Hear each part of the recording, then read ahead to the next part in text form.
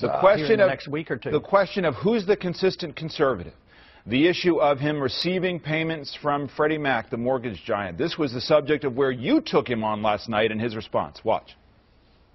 Well, he's been on different positions, on so many issues, single payer. He's taken some positions that are not conservative. He supported the TARP funds.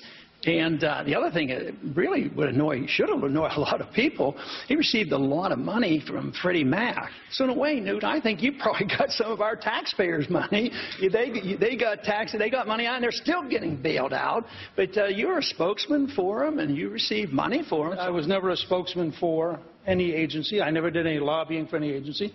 I offered strategic advice. I was in the private sector, and I was doing things in the private sector. Congressman Paul, this week you said that Gingrich should apologize for taking that money. Are you satisfied with how he answered that last night? No, not really, but what can you do in politics? That's the best he could do with it.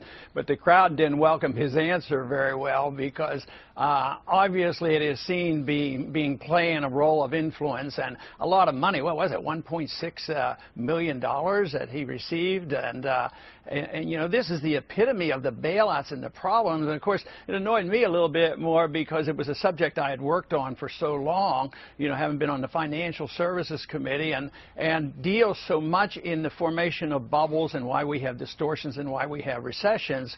So this was rather annoying. Then he also, tried to make the point, well, it's the Federal Reserve that causes the business cycle, which is correct. But I'll tell you what, when you make the credit, somebody has to distribute it and somebody has to benefit. And it was Fannie Mae and Freddie Mac, and they're still in business of receiving taxpayers' money. It's a deeply flawed system. So we can't expect the housing bubble and the correction from that to resolve itself until we look at this in a more serious manner. But just to pin you down on this, because you were very direct about this week, should he give the money back?